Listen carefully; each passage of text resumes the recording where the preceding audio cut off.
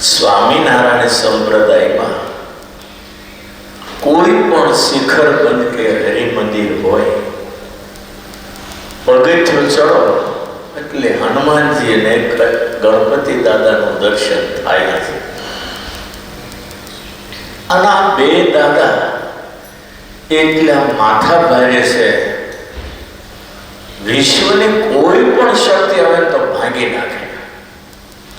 ગણપતિની સિરિયલો તમે જોઈએ છે, રામાયણ તમે જોઈએ છે, હનુમાનજીમાં કેટલી તાકાત, કેટલી તાકાત.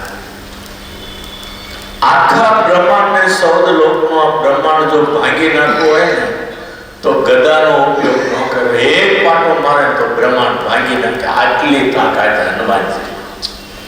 છતાંય બિચારા કેટલા દયાળુ, કેટલા દયાળુ. એ તો તમે જુઓ, હરી આપણી બુદ્ધિ આમાં કામ ન કરે. જ્યારથી ગોપાળાનંદ સ્વામીએ સારંગપુરમાં બેસાયા તેથી તે દિવસથી હોવાનું ખાવાનું ભૂલી અને આ સત્સંગની સેવામાં ખડે પગે હનુમાનજી. ભગવાનને જરાય તસ્તી પડવા દેતા નથી હનુમાનજી. જ્યારથી મહારાજે ગોપાળાનંદ સ્વામીને આ સત્સંગ આખો આપ્યો અને ગોપાળાનંદ સ્વામીએ જ્યારથી હનુમાનજીને પહેર્યા ત્યારથી આ સત્સંગમાં રોજ દિવાળી, રોજ દિવાળી. ભક્તને દુઃખ આવે તો ભગવાન હનુમાનજી ભાંગી નાખે. એટલે તો ગોપાળાનંદ સ્વામીએ નામ પાડ્યું કષ્ટભંજન દેવ. આપણા સત્સંગમાં હનુમાનજીની જેટલી સેવા છે એટલી કદાચ ગોપાળાનંદ સ્વામી પછી કોઈની નહીં હોય. જે દિવસે ભગવાનનો જન્મ થયો નહોતો, ધર્મદેવને ભક્તિમાં એટલા દુઃખી કે દુઃખનું કોઈ માપ નહોતું. આ તો દેવકોટીમાંથી આવ્યા ને એટલે આપઘાત ન કર્યો, નહીતર એ દુઃખમાં આપઘાત કરીને મરી જાત. તેથી હનુમાનજીએ ધર્મદેવ અને ભક્તિ માતાનો હાથ ઝાલ્યો અને એનું જે કામ કર્યું છે ને વિશ્વમાં રેકોર્ડ દબાઈ ગયો. એટલે હનુમાનજી મહારાજનો ઋણ સ્વામિનારાયણ સંપ્રદાય ઉપર બધાઈને રહે. જેમ શ્રીજી મહારાજના ઋણમાંથી નહીં છૂટાય એમ હનુમાનજીના ઋણમાંથી કોઈ સાધુ હરિભગત છૂટી નહીં શકે. વડીલ ગોપાળાનંદ સ્વામીના વચન ઉપર આજે પણ હનુમાનજી ખડે પગે સારંગપુરમાં ઉભા છે. એનો ચમત્કાર તો તમે જુઓ. વડતાલમાં ભગવાનના પધરાવેલા દેવ, ધોલેરા ગઢડામાં ભગવાનના પધરાવેલા દેવ, એમાં કઈ કમી છે? છતાંય ત્યાં માણસ આવે એના કરતા અનેક ગણો માણસ સારંગપુરમાં આવે છે. હવે હનુમાનજીમાં હું વશીકરણ, ચાલો તમે કહો. બીજા તો વશીકરણથી લોકોને ખેંચે, જગતની મોટપ મેળવવા અને જગતની વાહવા મેળવવા માટે લોકો વશીકરણથી લાખો લોકોને ખેંચે અને ગાંડા કાઢે તોય અને હારા કે. પણ હનુમાનજીને માટે શું? હનુમાનજીની પાસે એક જ વશીકરણ હતું, રામ રામ ને રામ, બીજા કોઈનું નહીં કામ. રામ રામ ને રામ, બીજી નહીં વાત. રામાયણના હનુમાનજી પણ આજે સ્વામિનારાયણ સંપ્રદાયના હનુમાનજી કહેવાય. પરોક્ષ વાળા ગમે એટલે પછડા, પણ સારંગપુર દાદાનો પ્રતાપ તો દિવસે દિવસે વધતો જ. ધર્મદેવ અને ભક્તિ માતાની સેવા કરેની ફોટા ઉપર બાવાઓ આવી પિચકારીઓ મારી ગઈ. હું એના હાથમાં આવ્યો, જો કે એ મરી ગયો, પણ કોઈ ફરક ન પડે હનુમાનજી દાદાને કે હનુમાનજી જે સંપ્રદાયની રક્ષા કરે કે સ્વામિનારાયણ સંપ્રદાયને કોઈ ફરક ના પડે. સૂરજને સામે ધૂળ ઉડાડો અને સ્વામિનારાયણ સંપ્રદાયને સામે પથરા ઉડાડો, બે એક હતો. અંતે પોતાની ઉપર જ પડવાના. હનુમાનજી મહારાજ એટલે રામાયણ ભારતનો વાંદરો કહેવાય. અને રાવણ એટલે સૌદ લોકના બ્રહ્માંડમાં જેનું ધાર્યું થાય એવી તાકાત વાળો રાવણ. રામાયણના બે પાત્રો યાદ રહે એવા, એક હનુમાનજી અને રાવણ. હનુમાનજી એટલે વાંદરો. હવારમાં વાંદરાને યાદ કરો તેથી તમને ખાવાનું ન મળે. હું નહીં કહેતો, હનુમાનજી પોતે કહે છે. હનુમાનજી લંકામાં ગયા ને ત્યારે રાત પડી ગઈ હતી. ઉડ્યા ત્યારે દિવસ હતો. લંકીની ગેટ ઉપર ઉભેલી રાતના 11:30-12 વાગ્યા હતા. હનુમાનજી લંકામાં જાય તો લખી, એ બંદર ક્યાં જાય છે? અંદર. નહીં જવાતો. આડી પડે ને વાંકી વળે ને એ કોણે મારીને હોય બાપ. હનુમાનજી કે બાપ તો હજી પાછળ, હજી પેટો જ આવ્યો સાહેબ. લંકીને પહેલી વૈકુંઠમાં મોકલી દીધી. પછી લંકામાં ગયા. હનુમાનજી ધીરે ધીરે આમ લંકામાં ગયા. રાજમાર્ગમાં રાત્રે 12 વાગે કાગડા ઉડે. તેથી ક્યાં લાઈન હતી? નહીં રાજની જેમ આટા મારતા હોય પણ પીધેલા ને એવા તેવા. હનુમાનજી ગયા સીધા રાવણના મહેલ પાસે સીતાની શોધ માટે. મહેલના ગેટના દરવાજા બંધ હતા. એટલી કેટલી સેફટી છે રાવણને. ઘણું જોયું, જોર કર્યું, પણ આમ દરવાજા મજબૂત ને બંધ કરેલા. પછી સૂક્ષ્મ રૂપ ધારણ કર્યું. 52 રામાયણો છે જુદી જુદી. કોઈ કે બિલાડાનો રૂપ લીધું, કોઈ કે મત્સ્યનો રૂપ લીધું, એવા જુદા જુદા નામ આપે. પણ તુલસીદાસ લખે સૂક્ષ્મ રૂપ ધારણ કરી કોઈ દેખે ને એવું. તિરેણમાંથી હનુમાનજી અંદર ગયા રાવણના મહેલમાં. હનુમાનજીને એમ કે રાવણ મહેલમાં લઈ ગયો હોય સીતાજી. એ મહેલમાં ગયા ને તો નકરી શયાઓ હતી, હોલ હતી. દેવકોટીની રૂપાળી સ્ત્રીઓને લઈ આવેલો રાવણ. પાતાળમાંથી નાગ કન્યાઓ રૂપાળી લાવેલો. એ બધી આમ ઢોલિયાઓમાં ઉતેલી લાઈન. અને વચ્ચે ઢોલિયામાં રાવણ સૂતેલો ને એક રૂપાળી સ્ત્રી એની સાથે સૂતેલી. બધે હનુમાનજીએ નજર કરી. હનુમાનજીને થયું કે રાવણ જેને ભેગો હતો એ સીતાજી હોવા જોઈએ. પણ રામાયણમાં એવું લખ્યું છે, બુદ્ધિમતા વરિષ્ઠમ. હનુમાનજી જેવી બુદ્ધિ વિશ્વમાં કોઈમાં નહીં. તરત હનુમાનજી મન પાછું આવ્યું, નહીં, આ રાવણની સાથે સૂતેલી સીતાજી ન હોય. અને જો સીતાજી હોય તો આમ ઘસઘસા ઊંઘે નહીં. નક્કી કર્યું કે સીતાજી નથી. એક પછી બધી શયામાં જોયું. દેવકોટી નાગકોટીની કન્યાઓ બધી રૂપાળી રૂપાળી લાવેલું ને મહેલમાં ઢોલિયામાં સૂતી. જોઈ લીધું આમાં સીતાજી નથી. વળી હનુમાનજી મહેલની બહાર નીકળ્યા અને પછી આમ રસ્તામાં જ ઊભા હાલ્યા જાય. મોટા મોટા હોનાના મહેલો. આવો આપણને તો એક ઈટોળો મળે તો ગાંડા થઈ. ઓલા આખા હોનાના મહેલ તો જોત કરા. આમાં ઈટોળો કોઈ એક હોનાની ઈટ મળી હોય તો એક એનું મગજ ઠેકાણે. હાચું કહેજો. પછી હનુમાનજી હાલ્યા જાય, મહેલો જોતા જાય. એક જોર એક બોલું એવા હોનાના મહેલો, આટા હવેલીઓ. એવામાં એક મહેલ હતો ને એમાં લખેલું શ્રી રામ નિવાસ.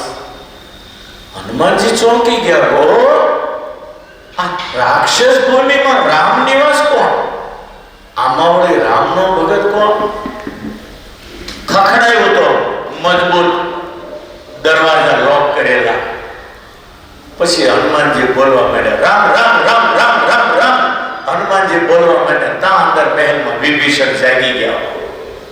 જ્યાં ગેટ ઉગાડ્યો હનુમાનજીને જોઈએ રામ રામ. દોડીને વિભીષણ આવ્યો. ઓ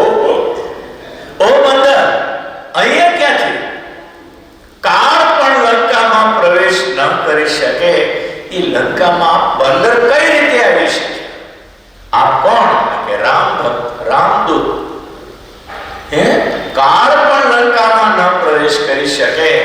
તમે કેમ આવ્યા? હું તો ન આવી શકું. પણ રામે સુદામણી આપ્યો ને, વીંટી આપી, એ મારા મોઢામાંથી વીંટીને કારણે હું સાગરનું ઉલ્લંઘન કરીને લંકામાં આવ્યો છું. બાકી મારી તાકાત કોઈ આ લંકામાં આવવા જેવી હતી નહીં. આ તો મારો પ્રભુ રડતો હતો એટલે મરણીયો પ્રયાસ કરીને મેં બીડું ઝડપ્યું કે હું દક્ષિણમાં જાઉં છું સીતાની શોધ માટે. શોધ મળશે તો આવી, નહીતર દક્ષિણના દરિયામાં મરી ખપી જઈશ. એ વિશ્વાસ આપીને આવ્યો છું. હું રામનો ભગત છું, રામનો દૂત છું. વિભીષણ બથમાલે ભેટી મળ્યા. વાહ મારા પ્રભુનો પગાર! બેની આંખો ભીની થઈ ગયો. અને વિભીષણે પૂછ્યું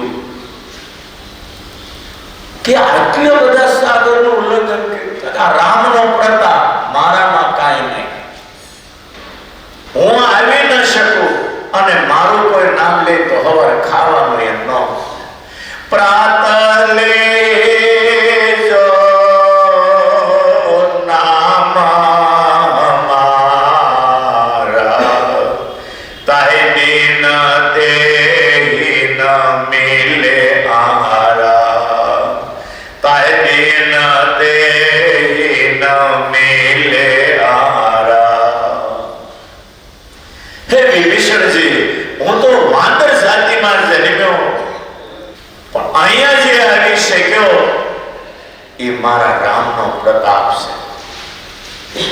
પણ વિભીષણજી, હું તો આવ્યો રામના પ્રતાપે, પણ આ રાક્ષસોની વચ્ચે તમે એકલા રામના ભગત કેમ જીવી શકો છો એ મને કઈ સમજાતું નથી.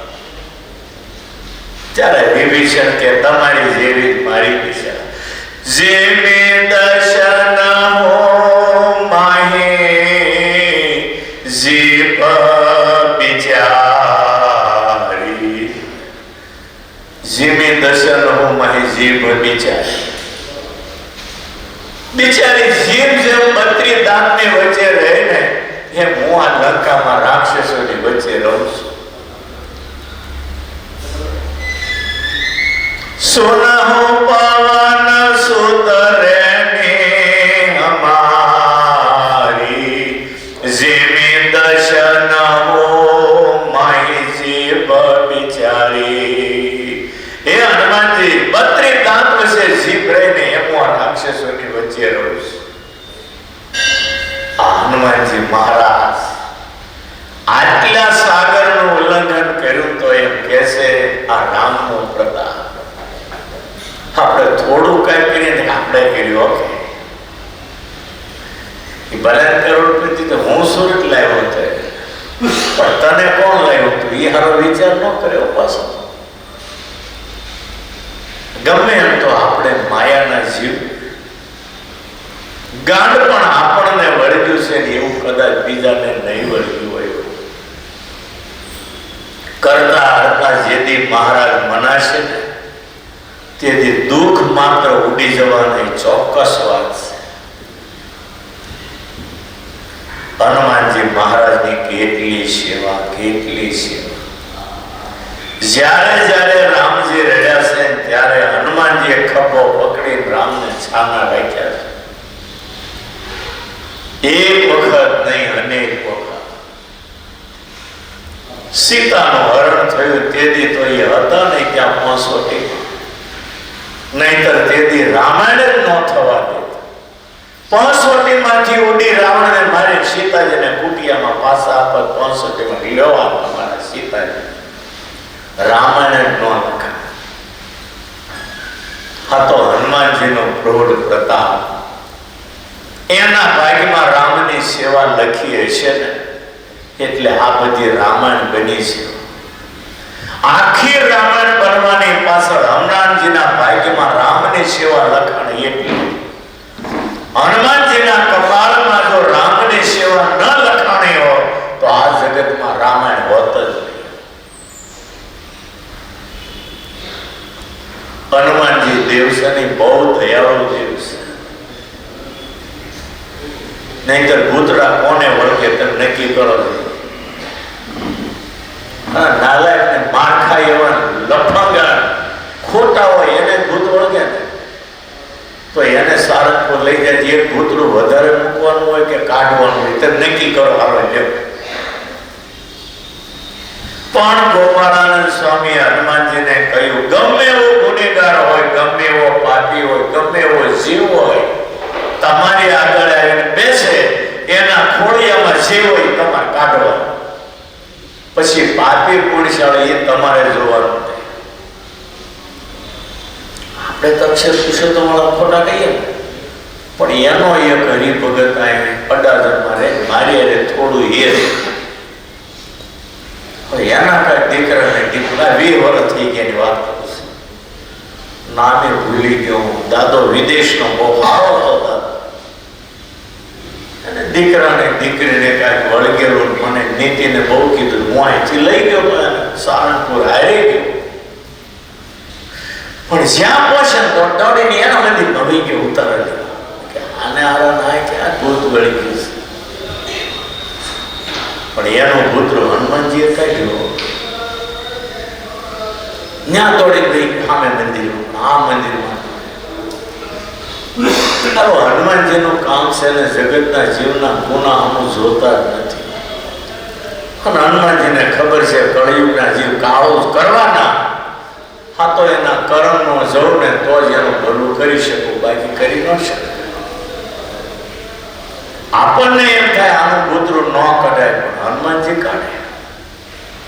હનુમાનજી જીવના ગુના અમુ જોતા જ નથી. અને કળિયુગના જીવના ગુના આમો જો જોવા જાય તો આમાં ગુના વગરનો કોણ બતાવો એક મને. કળિયુગના જીવ ગુનાથી ભરેલા છે. આ તો ભગવાન દયાળુ છે ને એટલે આપણી રોટલી શેકાય છે અને આપણું ટટુડું હાલે છે. બાકી હનુમાનજીનો જે પ્રૌઢ પ્રતાપ ગુરુને અમે સારંગપુર બહુ રહ્યા હતા. હનુમાનજીને ગુરુએ રંગકામ કરાવ્યું. 8 દિવસ સુધી ત્યાં રહ્યા. રોજ ત્યાં બેસીએ, રોજ પુતરા કાઢીને જોતા હોય. અહીં એવી બગડાથી બોલાવે એવી એમાં રવિ મહારાજના આકલા એ મુક્ત જીવંદા ભૂત થયોની કેસેટ છે. કોઈ જોઈ ક્લિપ લઈ જજો મારી પાસે. એ કેવા પરાડા પાડે છે, હનુમાનજી પાસે કેટલો વળે છે, રાડું નાખે. બાપરે મરી ગયો, હું થયું તાકે ભગવાન થયું. એટલે એ કેસેટ સાંભળવા જેવી શકો. યુટ્યુબમાં છે, સાંભળો તો તમને ખ્યાલ આવે બરાડા પણ કેટલું રડે છે. બાપરે કોઈ ભગવાન થતા ને હું તો ભરી ગયો. મોબાઈલમાં મારી પાસે લઈ જાય ક્લિપ લઈ છે. યુટ્યુબમાં છે. એટલું છે ભગવાનની સામે પડે એનું કોઈથી હરખું થાય નહીં. ભોગવે છૂટક્યો આજ નહીં તો કાલે. મનાવા પૂજાઓમાં જેટલા પડે ને એની આ ગતિ થવાની તમે જોઈ. અસર ગતિ જે નામ બોલે તેથી ખબર પડે ત્યાં સુધી ખ્યાલ આવે. અને આવા કિસ્સાઓ બહુ સારંગપુર દાદા પાસે આવે. ગમે એવા હોય પકડી પાડે. કોઈને કાંઈક વળગ્યું હોય ને હનુમાનજી સામે લાવે. મને ફલાણાએ મોકલ્યું. હવે મોકલનારો અમેરિકામાં હોય. પણ રવિ મહારાજ કે દાદા દૂતો કોઈ હાજર કરે છઠ્ઠી વગાડે ને તો આ દૂત 1 મિનિટમાં અમેરિકાથી લાવીને ખોડિયામાં હાજર કરી દે. 1 મિનિટ ન થાય તો અમેરિકાથી લાવીને હાજર કરી દે. હનુમાનજીની તાકાતને એક બાજુ મૂકવા જે 13 વાંદરની સેના છે ને એક વાંદરને કે અમેરિકાને 1 સેકન્ડમાં ખોડિયામાં હાજર કરી દે. આ સેનામાં જે 13 છે ને એ હનુમાનજી જેવા છે. હનુમાનજીને કાંઈ કરવાનું નહીં. સારંગપુર હોય રવિ મહારાજ એમ કે દાદા દૂતોને કહો આને મોકલનાર વ્યક્તિ જ્યાં હોય ત્યાંથી હાજર કરે. 1 મિનિટમાં હાજર કરે. વરાસામાં એક સાવરકુંડલાના કાંતિભાઈ કરી બે જાણી, એની વહુ 18 વર્ષથી પથારીમાં અને ફૂલીને એવી દડા જેવી થઈ. કાંતિભાઈ 3 છોકરા મોટા કર્યા, અત્યારે લગભગ 2 કે 3 તો પૌણી ગયેલા છે. બાઈ પથારીમાં. હા, મારા વિશેનો અનુભવ એટલે કહું છું. અને એના ભાઈ બાબુભાઈ, કાંતિભાઈના બાબુભાઈ રોજ અહીં આવે. નજીક હતા, આવતા પણ શરીર જરા લથડું છે, નચકે આવી. એ બાબુભાઈ કીધું મને કે મારા ભાઈ બહુ બીમાર છે ને, હવે એ દવા પીને મરી જવાનું. કે 18 વર્ષથી પથારીમાં છે, હાલી હડતા નથી, પથારીમાં બેઠું થવાય નહીં. મેં કીધું શું છે? કે કાંઈ પકડાતું જ નથી. મેં તો હનુમાનજીનો કેસ હોય. મેં કીધું એક ગાડીમાં નાખો ને હાલો, હું આવું. હું હારી ગયો. તેથી આપણે કોઠારી નહોતા, તો 20 વર્ષ પહેલાની વાત. પછી એને લઈ ગયા. એને ઉતારામાં એમને હુતી બહાર કાઢીને બાઈને નવડાવી, કપડા બદલાવીને હુતી હનુમાનજી પાસે લઈ ગયા. 2-3 જણા પકડે. હું ત્યાં હનુમાનજી આગળ બેઠો. અને પછી ધુમાડો અગરબત્તીનો આટલો અષ્ટક બોલી રહ્યા. અને પછી બાઈથી બેઠી અને મળી નામ દેવા. કીધું કોણ તને મોકલનાર? તારે કઈક નામ દીધું, લાલભાઈ, બિલભાઈ કે કોઈ નામ દીધું. જ્યાં હોય ત્યાંથી હાજર કરો. સાવરકુંડલામાં સાંખ્યોગી ભાઈઓની સેવામાંથી મેલો કરીને મોકલવી. એને હાજર ન્યા પડી ગઈ, તરફડિયા મારવા માંડે. ઓલી અહીંયા એના શરીરમાં ગલા અને હુકામ તો હેરાન કરે. તમારે લગ્ન થયા ત્યારે એની વાહ થતી હતી, મને કોઈ પૂછતું નહોતું, એટલે મેં એને હેરાન કરવા આવું કર્યું છે. અને પછી મારી જે તોડી નાખી, તમારાથી જોવાય નહીં એટલી ઝટિયા પકડી છેલ્લે એને ન્યા તરફડિયા મારા કુંડલા.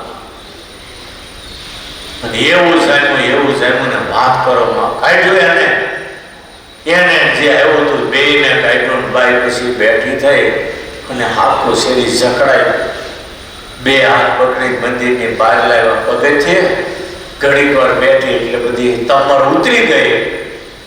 એની મેળે હાલી ઉતારામાં ગઈ. પછી નવડાવી પરિવાર.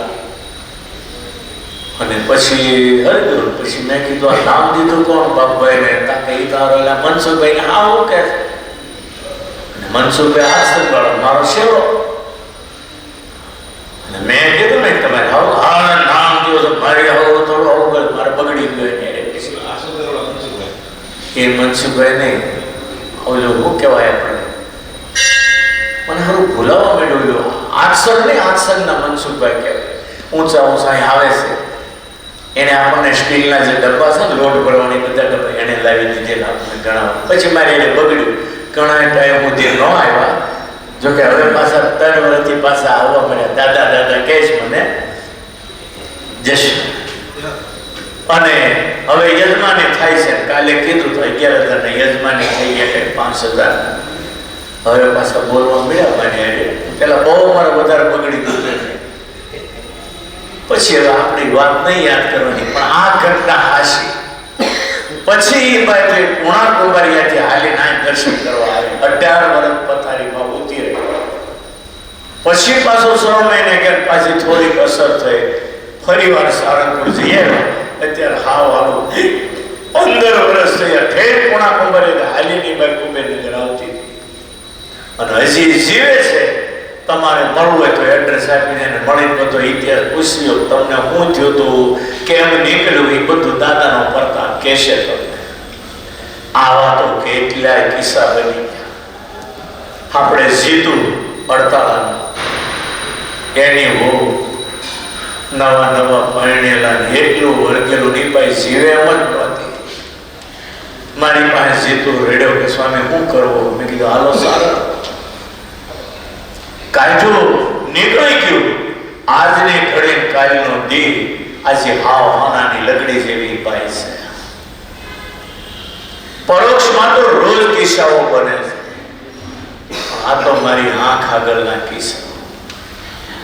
પછી આપણો અશોક રાજપરા એને વળગ્યું, મેલી જગ્યામાં પગ આવ્યો, એને હું સારંગપુર લઈ ગઈ. તેથી આપણે કોઠારી નહોતા અને એનામાં આવ્યું. પછી જે અશોકને માર્યો છે ને, કોઈ તમે જોઈ ન શકો ને એટલો માર્યો. પસણાય જોર જોરથી, એટલો માર્યો ગયું હાથને ગળી કાઢી નથી. આજે અશોકને આટલા કરે છે. પછી એક ભાયાવદર નો હતો, અમદાવાદના હરિકૃષ્ણ મહંત હતા, જે 1 વર્ષથી ધામમાં ગયા. એના ભત્રીજાનો દીકરો દિલીપ, એને કાંઈક મેલી જગ્યામાં પગાવ્યો, હાવ ગાંડા કાઢે, કુટુંબ ત્રાસી ગયું.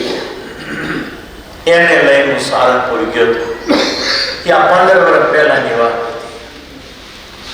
અને હનુમાનજી આગળ કાઢ્યું. આજને ઘડી કાઢ્યું દી, આજે બધી વાતે હરખું છે. હા તો હું ભૂલી જાઉં એટલે નિદ્રાવા 75 કિસ્સા તો મારી નજર આગળના છે. એટલે તમને સાચી વાત કહું ને, સારંગપુરના દાદા એટલે જીવતા દાદા. ગલ્લા નીકળે, કરોડ નો ગલ્લો. આ દિવાળી પર 2 કરોડ નો ગલ્લો. આપણો લક્ષ્મી સ્વામી ગણી થાકી જાય, સવારથી સાંજ સુધી એ જ કરવા. તમે વિચાર કરો, 2 કરોડ નો ગલ્લો ગણતા આપણા સાધુ બિચારા નવરા નહીં રહેતા. આસુ વાંચ્યું એ ઘડીએ નવરા. અમુક ફૂટે છે સાધુ લ્યો. પછી તો આપણા સાધુ બધા હોશિયાર વિવેકની એટલે કમિટીઓ કરી છે. જમરાણાથી 50 જણને લાવે, લાઠીદળથી 50 જણની કમિટી કરી. એકને ફોન કરે એટલે 50 ને કહી દે, કે ત્યારે ટ્રેક્ટર ભરીને આવે અને કરોડના ગલ્લા. તો એમાં તો 5,000, 10,000 ને 50,000 ના બંડલો નીકળે એટલે સારું. નહીં તો ઘણી મરી જાય તો ગણાય ન. એટલે હનુમાનજી દાદાનો જે પ્રતાપ છે ને, એની વાત આખી હાવ અલગ જ છે. અને જેણે ત્યારે હરખું કર્યું એનું હરખું, જેણે ત્યારે કાળું કર્યું ને આજે એના ધનોત નીકળી ગયેલા દેખાય છે. ભૂતળા નહીં પણ વહીવટમાં જેને ખોટું કર્યું આજે એ પથારીમાં નિભાય છે. કોઈ પણ હોય જેણે સારું કર્યું છે એનું દાદા સારું કરે. બાકી ત્યાંથી લાખો રૂપિયા ચોરી રીતે હનુમાનજી કે ન લઈ જતો, લઈ જાય મારે ત્યાં ક્યાં ખોટ છે. ગમે એટલું લક્ષ્મીનારાયણ દેવ પાસેથી લો તો નારાયણને શું ઓછું થાય? લક્ષ્મી એના પગમાં બેઠી છે. એટલે હનુમાનજી દાદા છે ને, આપણા પહેલા નંબરના સત્સંગી હોય તો હનુમાનજી કહેવાય. આ સંપ્રદાયમાં હનુમાનજીની સેવા છે ને એટલી કોઈની નહીં. એ ભૂતરા નીકળી જાય પછી બાધા આપ્યો ની શૈલી પૂરી કરવા તો શું કરવાનું? 5 માળા સ્વામિનારાયણ નામની કહી દઉં. મુસલમાન પણ 5 માળા સ્વામિનારાયણ નામની કરતો થઈ જાય. આપણે મુસલમાનને સત્સંગી ન કરીએ પણ હનુમાનજી કરી દે સત્સંગી. એવા હનુમાનજીએ સત્સંગી કર્યા હોય એવા લાખો સત્સંગીઓ આજે આ સ્વામિનારાયણ સંપ્રદાયમાં પરદેશમાં તો બહુ ઝાઝા છે. તમને નહીં ખબર હોય, આ જ એરિયામાં તો રહે છે 2 ભાઈઓ છે, જૈન છે, સંપૂર્ણ જૈન. દુબઈમાં મોટો ધંધો છે. દર મહિને 2 ટ્રક આખી ભરેલી કિંમતીમાં કિંમતી ચોખા દર મહિને સારંગપુર આપે છે. અહીં કોઈ મંદિર નથી જોયું, જૈન છે અહીંના છે. પણ હનુમાનજીને દર મહિને 2 ટ્રક ચોખા જાય. બીજો એક હરિભગત છે, રાજકોટનો છે. રોજ 2-5 હજાર માટે બટાકા પૌવા કરી ખવડાવે. 12 મહિનાના પૌવાનો એક જ યજમાન.